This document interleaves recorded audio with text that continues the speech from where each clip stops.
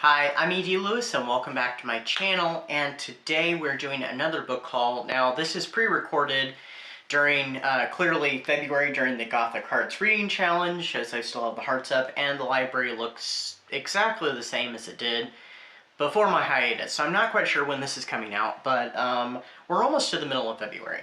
So this is kind of the part 2 of that book haul. So I do have a few things in here that were gifts, which I think I'll go ahead and start with those first. There's going to be a mixture of horror and Gothic romance in here, so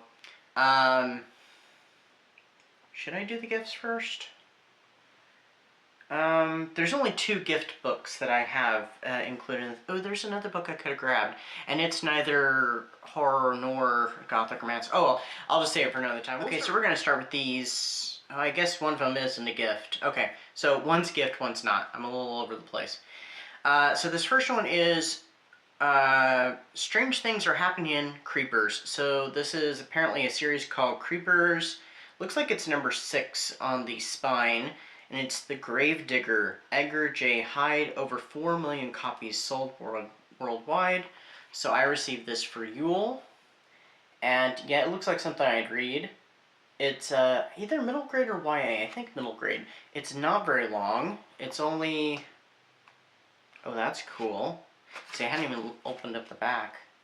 Last page, that's pretty cool. QR code. Scan the QR code to watch the Creepers book trailer on YouTube. Oh, cool. Okay. I'll use QR codes. Yeah, there's a whole bunch of these, so... If this is indeed number 6, I don't know. I wonder if you have to read these in order, or you can just read them in whatever order, like Goosebumps. Let's see. Okay, so the ending of the book has a preview to, I'm guessing, the next book, so we don't count those. Or don't count that. Alright, so it's 104 pages, and it is illustrated. Oh, that's creepy. I don't know what's going on, so hope it's not a spoiler. Yeah, that's kind of creepy. So, yeah, this is definitely something I would read. Oh, I don't know when I'd end up reading this, but hopefully you don't have to read them in order like the Spooksville books. But hopefully it's more like Goosebumps, you can read them in whatever order. So that looks pretty dang cool. And then I got this. This is my, I guess you count as my 3rd K.R. Alexander book. Because I have 2 right here. The Collector and the Collected, I think. The heart's covering part of it. So I haven't read any of the books yet. I've been meaning to read those. I didn't get to those last year. Or at least one of them. And it's on a bind up. So this is The Fear Zone by K.R. Alexander. And Zach at Shadyside Library is a big fan of this author. And I think he said that these ones, there's like at least 2 of these books, are pretty good.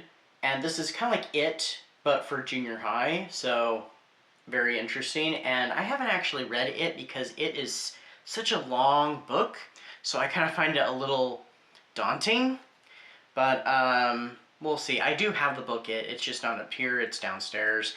Yeah, I thought I'd try this out, and I got this shortly before the holiday, so before my book buying ban started, when I was getting a whole bunch of books.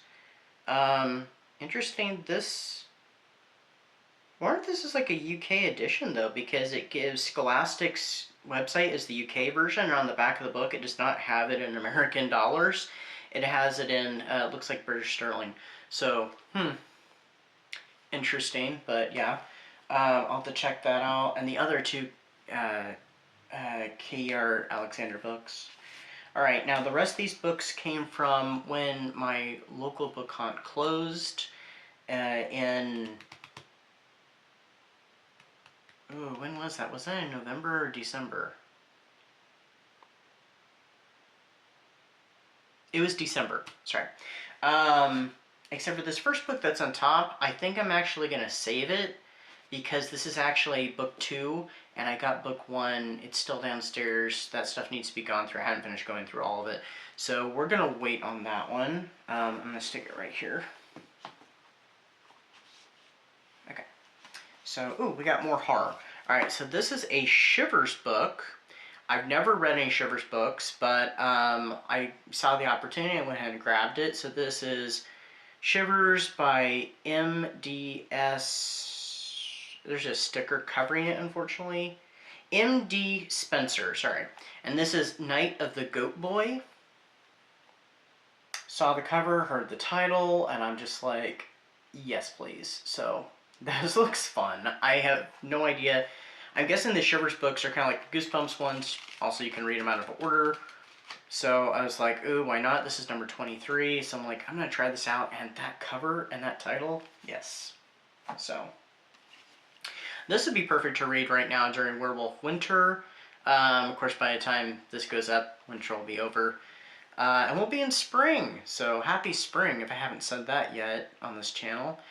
This is Tales from the Scaremaster, Werewolf Weekend by B.A. Freyd and Stacy Dushk. I have no idea how to pronounce that name. But here's the book. I gotta fight the ring light though. So yeah. It's a YA book. Also, it has on the back, it says also available is Swamp Scarefest. That looks kind of cool. So it says on the back here, the full moon is rising with a bite. So yeah, this would be perfect to read right now. But right now I'm reading Gothic Hearts, though I did finish a book the other day which had some werewolves in it, so it did work for Werewolf Winter. So I don't know. I know I got another Shivers book, but it doesn't look like it's in this stack, so it must be downstairs. Okay, so now the rest of these should all be, I think, Gothic Romance. So we have, this one is The Crimson Falcon by Sarah Hilton. It's a hardback book. It's not normal for vintage Gothic romances to be in hardback, but it did happen with certain authors like Mary Stewart, Phyllis A. Whitney, and Victoria Holt, because they were all kind of big authors anyway. So, and a couple of them had already been writing before the Gothic romance wave, took off in 1960. So this author might have been a big one. I've never heard of her though, so I don't know what this book is about. Ooh, I need to show it to you. Sorry. So, thought that was interesting. I was like, why not? I'll try it out. We have some things from Publishers Weekly. Oh, one of these is praise for... Oh, two of these... Oh, these are praises for a different book. So they're praising a different book and not this one.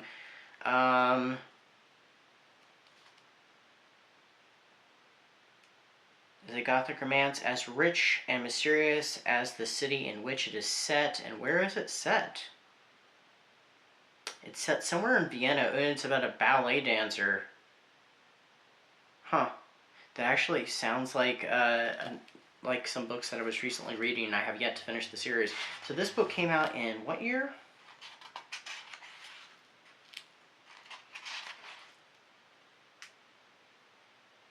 (1983). So late in the Gothic romance wave. I'm going to be referring to it that way because of the book called Gothic Romance Wave, which I reviewed in a previous video. I will link that video down below if I remember by the time I edit this video. Next up, and this is in the very typical Gothic romance cover from Pyramid, the Demarest Inheritance. A beautiful girl is trapped in a legacy of evil and a strange deception. The original title was Cry Wolf. So, I hope this is actually a Gothic and not something that they dressed up to be a Gothic.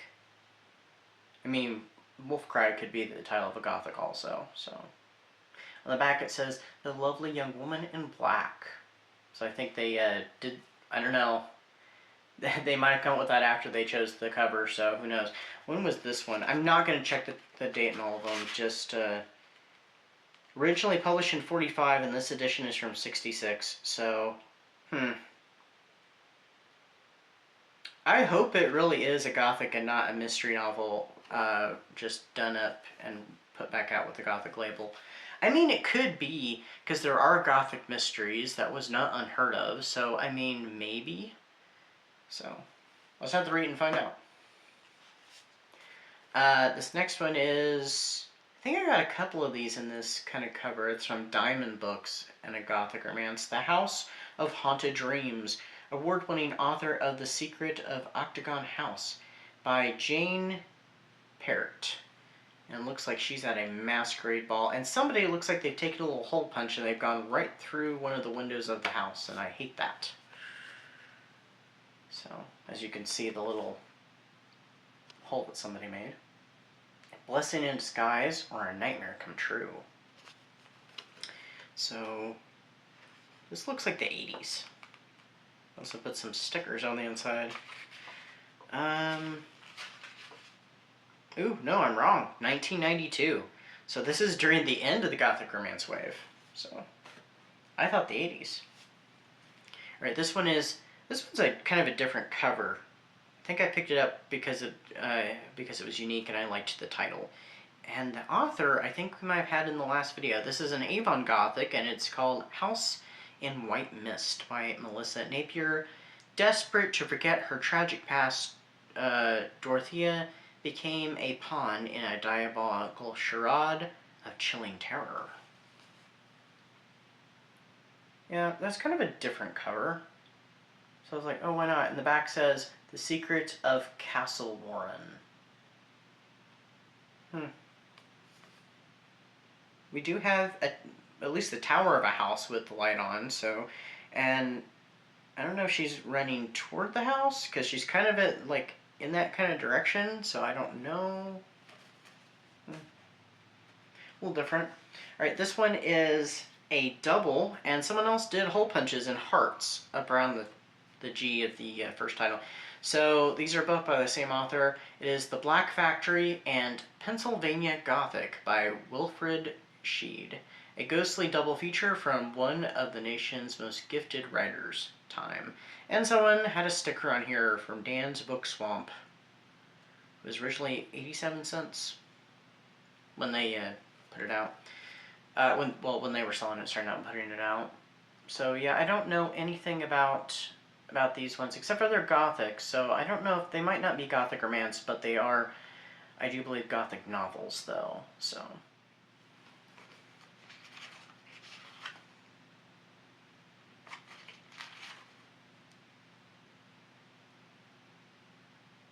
$19.60, and this edition is from '75.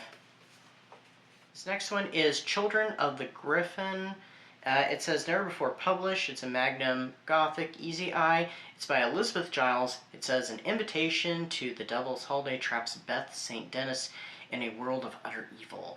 And I really like the cover. It does have a griffin on it, if you can see. And the castle is kind of strange. The tower has turrets going around it. So I'll have to pop a picture up of it, probably. It's a little worn, but on the back it says, Who Sups with the Devil?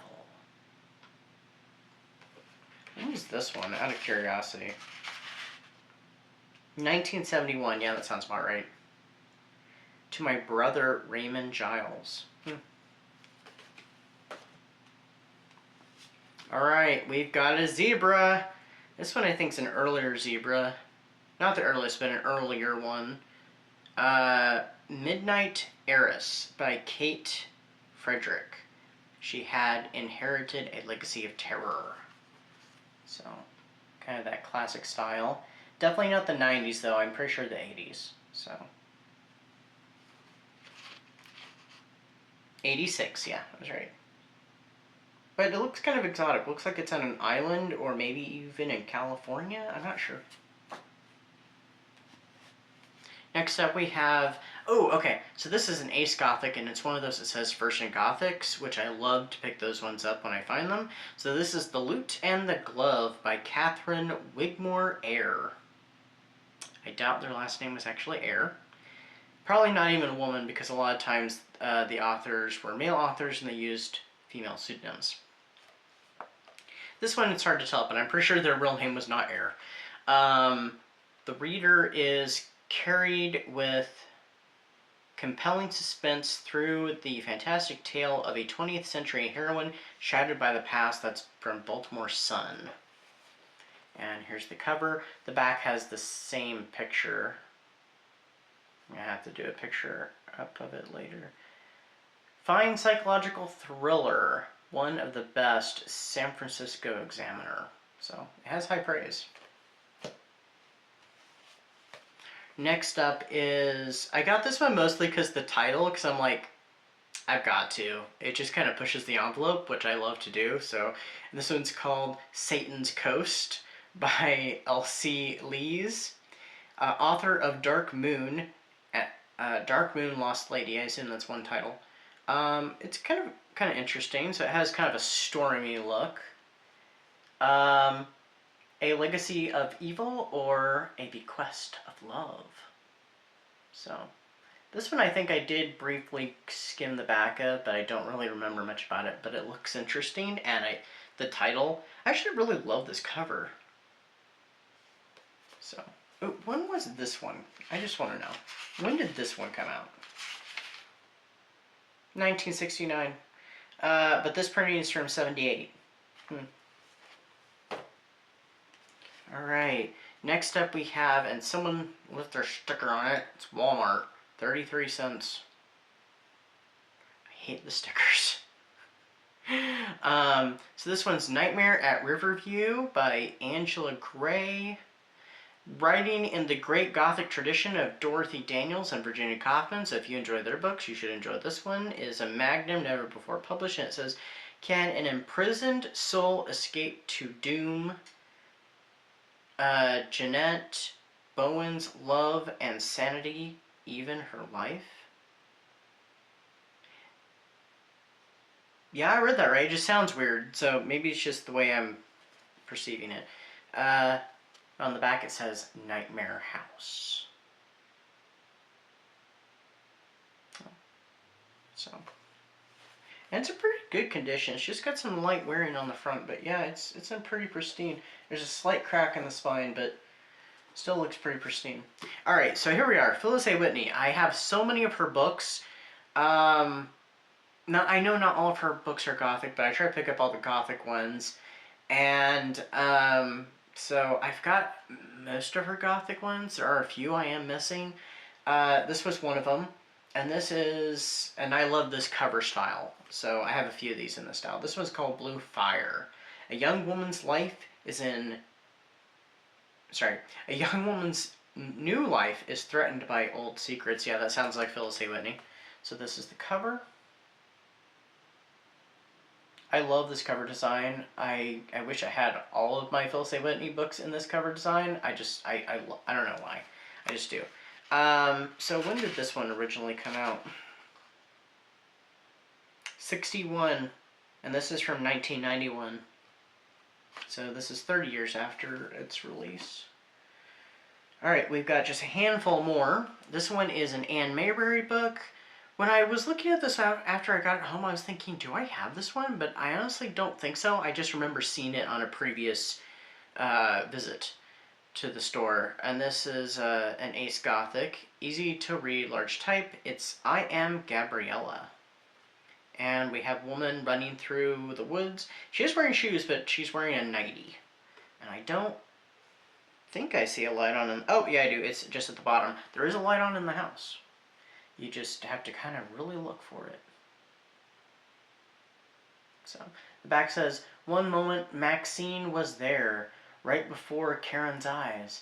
Then she stepped into a garden and disappeared. Okay, so my question is, who is Gabriella then? Yeah, I don't know. And this one's in really good condition too. I don't think there's any signs of wear. I don't even think this was red. Please don't fall.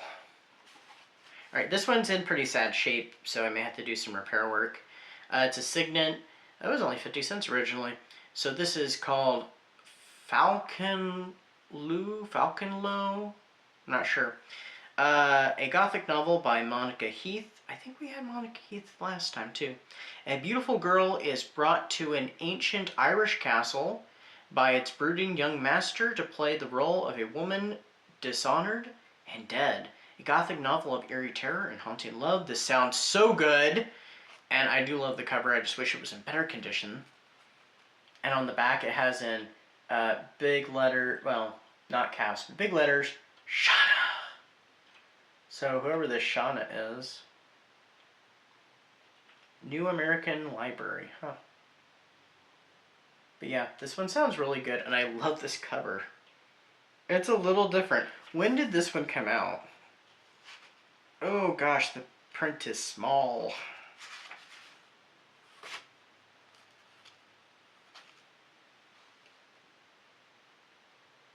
$1966. Yeah. I may have to pick that one up soon. Okay, I've got 3 more here, and one of these is an Easy Eye Magnum Gothic, where it's in the white border, and it's called Invitation to Evil by Willow Davis Roberts. Could Vanna Bracey trade away her infant son to save her own life? Okay, that's exciting and kind of scary. So that's a nice cover. And on the back, gosh, my ring light is really... Also, it's kind of washed out and worn. A life for a life is what it says on the back. Yeah, so this is done right here. Alright, last 2. Another one that's Ace that says First in Gothic, so I had to get it for sure. And an interesting little cover. The woman is wading through, like, the moat to get away. So I wondered why she has... And clearly the drawbridge is lowered. I don't think there's a way to raise it, actually. It's just a bridge. But she's not even using it. She's going through the water and looking over her shoulder. So I wonder if there was some reason why she couldn't just go out on the bridge for some reason. But anyway, it's called Ashes in an Urn by Jan Ruffman. Or maybe it's Jan, I don't know. Author of Reflection of Evil. So it says, a good story, New York Times. There's not much to say about it, apparently. It's a good story. Yeah, I don't know. There must be some reason why she had to go through the moat instead of the bridge. So, on the back it says, a brilliant novel of Gothic suspense by the author of the Reflection of Evil. And it says, interesting and exciting, Buffalo Evening News. And at the very top, there's another blurb that says, moves well, cast small and manageable by Saturday Review. I don't know. It doesn't seem like there's a lot to say, but the cover's interesting, so I really want to know. Not that these covers necessarily have anything to do with the books. I really want to know if there's a reason why she's going through the moat, and if there even really is a moat in the story. Alright, here's our last one. This is apparently part of a series. I think this is the only book that they had in the series, and it's called The King's Falcon by Catherine Darby, and it's part of her the Falcon Saga. And this is book 2. So we have the girl running through the streets from a house. Maybe it's more like a inn or hotel instead of the traditional house. I don't know, but if so, the estate is in the city. So it says, the Falcon Saga 2. The King's Falcon is the second in a series of brilliant historical Gothic romances by one of England's foremost authors. So this is first time in paperback, and it's from Popular Library. And what year did this one come out? Ooh, we have a family tree in it too. Falcon Family Dynasty. This one might take place in like the 1700s, it depends. So what's the main character's name? Regina Falcon. So this would be sometime in the 1600s, so 17th century. So this came out in 1975. Oh, it takes place in 1645. It says on the first page. Look at that. So, that'll be a little different. So it's an earlier. Okay, I was just alerted that I hit the maximum mark, so it probably cut it off, so this video is going to be at least in 2 segments. So I hope it didn't cut off anything important about this book. So I'll see in the editing. Anyway, that's what I've got for you. Hope everybody's enjoying whatever's going on at the time. I'm assuming this is going to come out in April, so old school April is going on at this point. And I hope everybody's enjoying that. I will definitely be taking part in it. Like I said, this is pre-recorded. So, I hope everything is good and everybody's doing okay, and we're all hanging in there. So anyway, until next time, stay safe, stay spooky, and I'll see you then.